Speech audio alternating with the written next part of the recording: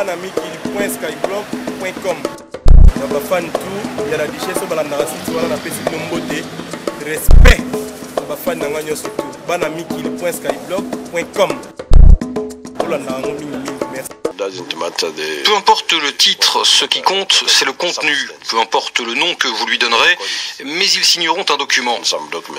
Le week-end dernier, de nombreux chefs d'État et de gouvernement africains étaient à Paris pour le sommet de l'Élysée sur la paix et la sécurité en Afrique. Parmi eux, il y avait le président ougandais, Yoweri Museveni, pour parler des questions de sécurité qui touchent l'Ouganda, notamment la rébellion de la LRA de Joseph Kony en Centrafrique depuis qu'elle a été chassée d'Ouganda, pour parler aussi du rôle de médiateur qu'a joué l'Ouganda dans la crise en République démocratique du Congo. Et Yoweri Museveni répond aux questions de Sonia Rollet. President Museveni, hello. Alors, À propos de l'Est du Congo, est-ce que vous espérez toujours la signature d'un accord entre le gouvernement congolais et le M23? Le processus de négociation a été assez chaotique, le M23 est aujourd'hui défait militairement sur le terrain. Pourquoi est-ce toujours nécessaire de signer un document qui conclut les pourparlers de Kampala? il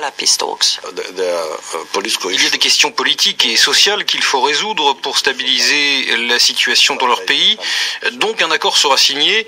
Là-dessus, nous nous sommes mis d'accord. Mais est-ce que vous souhaitez que ce soit un accord ou la signature d'une déclaration est suffisante? Peu importe le titre, ce qui compte, c'est le contenu. Peu importe le nom que vous lui donnerez, mais ils signeront un document. Peu importe le titre, ce qui compte, c'est le contenu. Peu importe le nom que vous lui donnerez, mais ils signeront un document. Plusieurs commandants du M23 qui sont sur votre sol sont sous sanction des Nations Unies, des États-Unis ou encore visés par le gouvernement congolais comme Sultani Makenga ou d'autres. Ils disent qu'ils ont commis de graves crimes et qu'ils doivent être poursuivis. Allez-vous par exemple les renvoyer au Congo pour qu'ils soient jugés? Nous allons suivre ce que nous dit la loi, nos lois internes, les lois internationales. Mais quelle loi allez-vous appliquer? C'est le procureur général de la République qui me conseille dans ce domaine. Je ne lui ai pas demandé. C'est lui qui me dira quelle est la procédure à suivre. Donc vous n'allez pas les protéger et les garder sur votre territoire? Ça dépend de ce que dira la loi, mais si nos conseillers juridiques nous disent que c'est la démarche à suivre, c'est ainsi que nous gérerons ce problème. Pourquoi est-ce que les ADF NALU sont toujours une menace et est-ce que les combattre devrait être une priorité pour la brigade d'intervention de la MONUSCO? Ce n'est pas une menace pour nous, c'est une menace pour les Congolais. Cela fait des années qu'ils tuent des Congolais. En ce qui nous concerne, bien sûr, l'armée est toujours à la frontière, sur le pied de guerre. Nous voulons qu'ils puissent se reposer et que la situation ne soit plus tendue. Pour nous, c'est juste une question d'être plus détendu. Pour le Congo, c'est une question de sécurité. C'est le Congo qui le dérange vraiment, pas nous. Mais est-ce que vous poussez la communauté internationale et la MONUSCO à faire de la lutte contre les ADF NALU une priorité? C'est ce qu'ils devraient faire. Ils sont venus pour ça, pour nettoyer l'Est du Congo de tous ces groupes terroristes, et cela pour le bien du peuple congolais.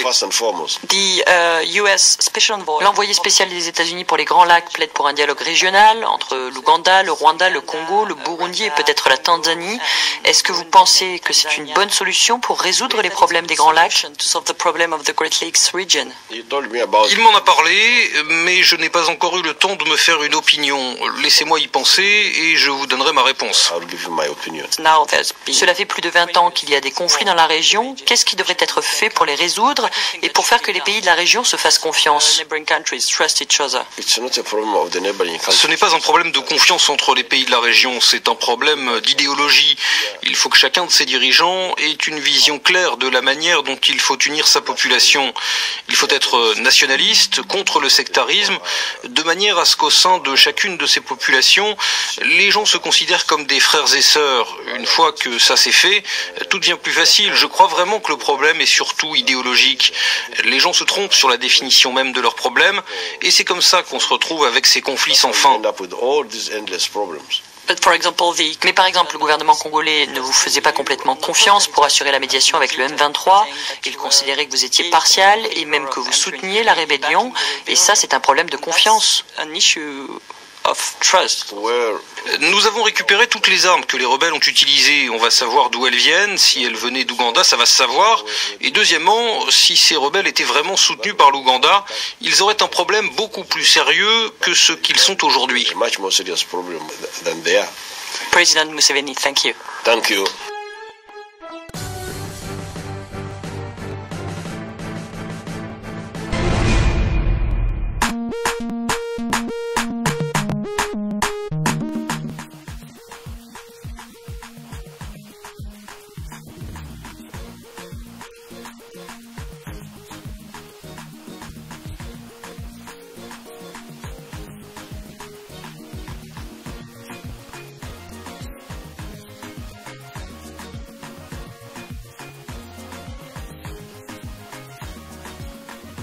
Personally, personally.